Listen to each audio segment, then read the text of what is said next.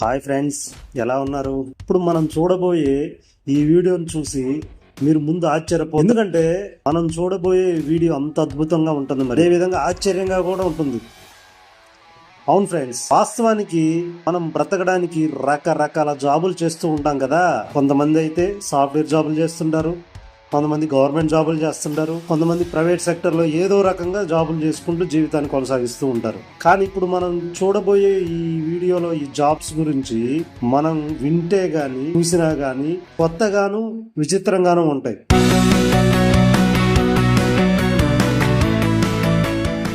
Friends, ఈ విచిత్రమైన jobs గురించి తెలుసుకునే ముందు మన ఛానల్ని సబ్స్క్రైబ్ చేసుకునే వాళ్ళు ఒకసారి సబ్స్క్రైబ్ చేసుకుంటారని, అదేవిధంగా ఈ వీడియోకి ఒక లైక్ కొట్టుకుంటారని ఆశిస్తున్నాం. ఇతరుల అంత్యక్రియల వద్ద బోటకపి ఏడుపులు ఏడవటం, ఇదేదో వింతగా ఉంది కదా ఫ్రెండ్స్, కానీ ఇది నిజమే. డబ్బు చెల్లిస్తే చనిపోయిన వ్యక్తి దగ్గర కూర్చొని ఎంతసేపు కావాలంటే అంతసేపు ఏడుస్తారంట. ఈ పని చైనా, ఈజిప్ట్ వంటి దేశాల్లో పురాతన కాలం నుంచే ఉందంట. ఇప్పుడు వచ్చింది, కానీ ఈ పని ఇప్పుడు ప్రొఫెషనల్ వృత్తిగా మారిపోయిందంట. అన్నట్టు ఈ పని ప్రపంచంలోని అనేక ప్రాంతాలతో పాటుగా సంస్కృతి సాంప్రదాయాలకు మారుపేరైన భారత్లో కూడా కొన్ని ఏరియాల్లో దీన్ని పాటిస్తున్నారంట. అదేవిధంగా ఈ పని చేయడానికి బయట దేశాల్లో సపరేట్గా ట్రైనింగ్ సెంటర్స్ కూడా ఉన్నాయంట. కోళ్ల లింగాన్ని తనిఖీ చేయటం, ఈ మాట వింటుంటే ఏదో వింతగా ఉంది, కానీ ఈ పని పెద్ద పెద్ద కోళ్ల ఫారాల్లో జరుగుతూ ఉంటది. ఈ పని చెయ్యాలంటే చాలా ఎక్స్పీరియన్స్ కూడా కావాలంట. ఆషామాషిగా ఏదో వెళ్ళంగానే జాబ్ రాదంట, అనుభవం చాలా కావాలంట. ఈ పని కోసం సంవత్సరానికి $60,000 వరకు ఇస్తారంట. బాగానే ఉంది కానీ శాలరీ, కానీ ఈ పని చాలా జాగ్రత్తగా, చాలా స్పీడ్గా, అవగాహన లేకుండా అలా చేయటం వల్ల సరిగా దిగుబడి రాక కోళ్ల ఫారం యజమానికి బాగా నష్టం వచ్చే అవకాశం ఉందంట.